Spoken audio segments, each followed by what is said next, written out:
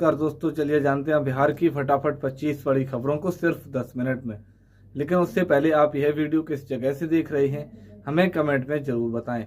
आज से बदल गया भारतीय रेलवे का नियम। अब 60 दिन पहले से शुरू होगी टिकट बुकिंग। दोस्तों, 1 नवंबर 2024 से ही भारतीय रेलवे के एडवांस टिकट बुकिंग की नियमों में बदलाव हुआ है। अब यात्री 4 महीने पहले ट्रेन की टिकट बुक नहीं करवा सकते हैं। भारतीय रेलवे ने इस समय सीमा को घटाकर 6 दिन या 6 माह यानी कि 2 महीना कर दिया है। ऐसे में सवाल आता है कि जिन यात्रियों ने पहले से टिकट बुक की है उनका क्या होगा। जमीन रजिस्ट्री के नियम में हुआ बड़ा बदलाव। आधार कार्ड हुआ अनिवार्य। दोस्तों, नीतीश सरकार को एक कदम से कदम जमीन की रजिस्ट्री करवाना और भी सुरक्षित होने जा रहा है। जमीन रजिस्ट्री में होने वाले फर्जीवाड़े पर रोकने लगाने के लिए नया नियम लागू किया है। नए रूल के तहत अब जमीन की रजिस्ट्री कराने से पहले जमीन के रिकॉर्ड को आधार कार्ड से लिंक कराना अनिवार्य होगा। आधार लिंक किए बिना अब जमीन की रजिस्ट्री नहीं हो पाएगी। बिना ई चालान अन्य राज्यों से पत्थर गिट्टी मंगाई या बेची तो गिरेगी गाज। एक्शन में नीतीश सरकार। दोस्तों, बिहार में अवैध पत्थर और गिट्टी के कारोबार पर लगाम लगाने के लिए खान एवं भूतत्व विभाग ने सख्त कदम उठाई हैं। विभाग ने बिना ई चालान अन्य राज्यों से मिट्टी मंगाने, परिवहन करने और इसे बेचने पर रोक लगा दी है। साथ ही इस तरह के अवैध को कारोबार में शामिल लोगों के खिलाफ कड़ी कार्रवाई करने के निर्देश भी दिए हैं। स्मार्ट प्रीपेड मीटर ऐप में खराबी, नहीं कटेगी बिजली, रिचार्ज के लिए वैकल्पिक व्यवस्था। दोस्तों, बिहार में बिजली कंपनी के स्मार्ट मीटर ऐप में तकनीकी खराबी के कारण उपभोक्ताओं को बिजली कटौती का सामना नहीं करना पड़ेगा। रिचार्ज की सुविधा के लिए वैकल्पिक व्यवस्था की गई। उपभोक्ता अधिकृत काउंटर पर जाकर भी रिचार्ज करा सकते हैं। ऐप की समस्या का समाधान जल्द किया जाएगा।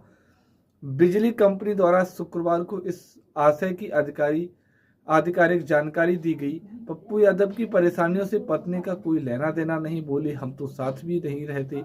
दोस्तों, पूर्णिया से निर्दलीय सांसद पप्पू यादव की पत्नी रंजीत रंजन ने बड़ा बयान दिया है। रंजीत रंजन ने कहा है कि पप्पू यादव के लॉरेंस पर दिए बयान का उनसे कोई लेना देना नहीं है। रंजीत रंजन ने यह भी कहा कि मैं और मेरे पति अब साथ नहीं रहते हैं। हम पिछले 1.5 साल से अलग अलग रह रहे हैं। हमारे बीच मतभेद भी है। तिलहन की खेती से मालामाल हो जाएंगे किसान। बिहार सरकार ने निकाली गजब की स्कीम। बिहार में इस साल रब्बी अभियान के दौरान 4,559 हेक्टेयर में तिलहन की खेती होगी, जिसमें 3,771 हेक्टेयर से सरसों की खेती होगी। किसानों को बीज खरीद पर अनुदान मिलेगा। कृषि विभाग तिलहन फसलों की खेती के लिए किसानों को जागरूक कर रहा है ताकि वे बेहतर तरीके से खेती कर अधिक उपज प्राप्त कर सकें। बिहार में धान खरीद शुरू। किसानों को 3,300 रुपए प्रति क्विंटल मिलेगा एमएसपी। दोस्तों, बिहार में आज से धान की खरीद की शुरुआत हो गई है। न्यूनतम समर्थन मूल्य प्रति क्विंटल की दर से धान खरीदा जा रहा है। अभी उत्तर बिहार के जिलों में ही धान की खरीद की सरकारी निर्देश हैं। 15 नवंबर से राज्य के शेष जिलों में धान खरीद आरंभ होगी। इस वर्ष 45 लाख टन धान और 30 लाख टन उसना चावल की खरीद का लक्ष्य रखा गया है। स्मार्ट प्रीपेड मीटर का सर्वर बैठा, नहीं दिखा रहा बैलेंस। 5 लाख उपभोक्ता परेशान। दोस्तों, पटना में स्मार्ट प्रीपेड मीटर के सर्वर में आई खराबी से 5 लाख उपभोक्ता परेशान हैं। मीटर रिचार्ज नहीं हो पा रहा है और बैलेंस भी नहीं दिखा पा रहा। दीपावली के मौके पर बिजली कटौती का डर सता रहा है। बिजली कंपनी का कहना है कि सर्वर में आई तकनीकी खराबी को दूर किया जा रहा है और दीपावली तक किसी भी उपभोक्ता का बिजली कनेक्शन नहीं काटा जाएगा। नीतीश सरकार का एक और तोहफा, फिर प्रधानाध्यापकों और प्रधान शिक्षकों की नियुक्ति जल्द। दोस्तों, बिहार के सरकारी उच्च माध्यमिक विद्यालयों में 6,061 प्रधानाध्यापकों और प्राथमिक विद्यालयों में 3,794 प्रधान शिक्षकों की नियुक्ति जल्द होगी। बिहार लोक सेवा आयोग द्वारा ली गई परीक्षा के परिणाम जल्द घोषित किए जाएंगे। उम्मीद है कि छठ पूजा के बाद परिणाम जारी होंगे। राज्य में सरकारी प्राथमिक विद्यालयों में पहली बार प्रधान शिक्षकों की नियुक्ति होने जा रही है। चिड़ियाघर जाने वाले ध्यान दें, जू सहित पटना के इन पार्कों का समय बदला। दोस्तों, पटना जू, इको पार्क सहित राजधानी की 30 से अधिक पार्कों के खुलने और बंद होने का समय में बदलाव नवंबर से हो गया है। 1 नवंबर से ही अब पार्कों के खुलने का समय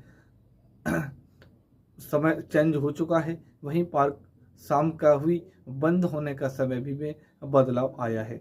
इसके अलावा जू सुबह पर 5 बजे से बदले 6 बजे तक खुलेगा और शाम 6 बजे के बदले 5 बजे ही बंद होगा। पेंशन वालों के लिए खुशखबरी, घर बैठे बनेगा लाइफ सर्टिफिकेट। दोस्तों, बिहार के सभी पेंशनधारियों को घर बैठे ही डिजिटल जीवन प्रमाण पत्र बनाने की सुविधा डाक विभाग देगा। यह सुविधा डाक विभाग और इंडिया पोस्ट पेमेंट बैंक के माध्यम से मिलेगा। जानकारी के अनुसार यह सुविधा डाक विभाग और इंडिया पोस्ट पेमेंट बैंक के साथ मिलकर डाकिया और ग्रामीण डाक सेवकों के माध्यम से दिया जाएगा। 1 से 30 नवंबर तक राज्य के शहरों और कस्बों में कैंप लगाकर डोर स्टेप सेवा शुरू की है। बेतिया में पुलिस की कार्रवाई से तस्करों में हड़कंप, लाखों को गांजा जब्त।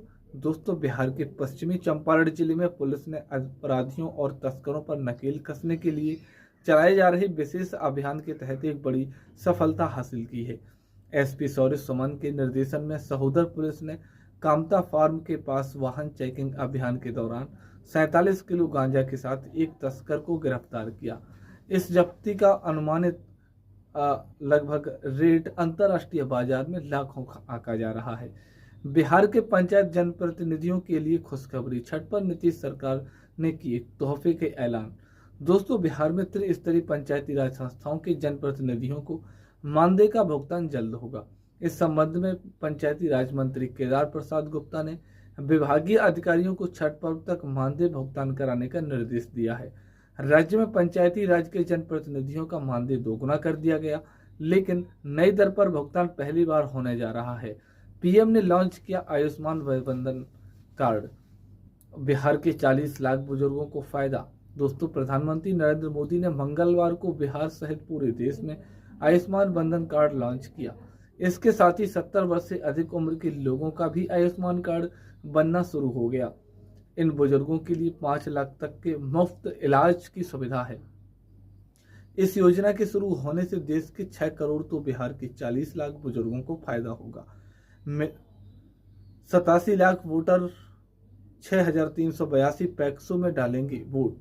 किस जिले में कितने पोलिंग बूथ? दोस्तों, बिहार में आगामी 26 नवंबर से होने वाले पैक्स चुनाव के लिए मतदाता सूची तैयार कर दी गई है। इसमें हटाए गए सदस्यों के नाम भी सुप्रीम कोर्ट के आदेश के बाद जोड़ लिए गए हैं। बिहार राज्य निर्वाचन प्राधिकार ने वेबसाइट पर मतदाता सूची अपलोड कर दी है। इस मतदाता सूची के अनुसार पैक्स चुनाव संपन्न कराए जाएंगे। सभी पैक्सों की अलग अलग मतदाता सूची जारी की गई है। लॉरेंस बिश्नोई के नाम पर गोपालगंज के 2 डॉक्टरों से मांगी 2.5 लाख की रंगदारी, दहशत में परिवार। दोस्तों, बिहार के गोपालगंज में गैंगस्टर लॉरेंस बिश्नोई के नाम पर 2 डॉक्टरों से रंगदारी मांगने का मामला सामने आया है। दोनों डॉक्टरों को फोन पर कॉल करके जान से मारने की धमकी दी गई और 1.5 लाख रुपए की रंगदारी भी मांगी गई। धमकी मिलने के बाद दोनों डॉक्टरों के परिवार दहशत में है। पीड़ित डॉक्टरों की शिकायत पर पुलिस ने एफआईआर दर्ज कर जांच शुरू कर दी है। स्मार्ट मीटर में पैसा खत्म तो बिजली बंद, छठ पूजा से पहले लाखों उपभोक्ता परेशान। दोस्तों, बिहार के लाखों बिजली उपभोक्ताओं को छठ पूजा से पहले परेशानी का सामना करना पड़ रहा है। बिजली के स्मार्ट मीटर ऐप में तकनीकी समस्या आई गई है। इस कारण बिजली उपभोक्ताओं को रिचार्ज करने में परेशानी आ रही है। ऐप से रिचार्ज बंद होने से लोगों के घरों में बिजली काटने की आशंका बढ़ गई है। बिजली कंपनी के स्तर से ऐप में आई खराबी को दूर करने का प्रयास किया जा रहा है। नीतीश कुमार ने दी राहत, 1.5 लाख लोगों के बैंक अकाउंट में भेजे 101 करोड़ रुपए। दोस्तों, बिहार के मुख्यमंत्री नीतीश कुमार ने बाढ़ से प्रभावित किसानों को राहत देने के लिए 1.52 लाख किसानों के बैंक खातों में 101 करोड़ ट्रांसफर किए हैं। यह राष्ट्रीय कृषि इनपुट अनुदान योजना के तहत दी गई है। इस योजना के तहत सिंचित क्षेत्र के लिए प्रति हेक्टेयर, असिंचित क्षेत्र के लिए भी प्रति हेक्टेयर 85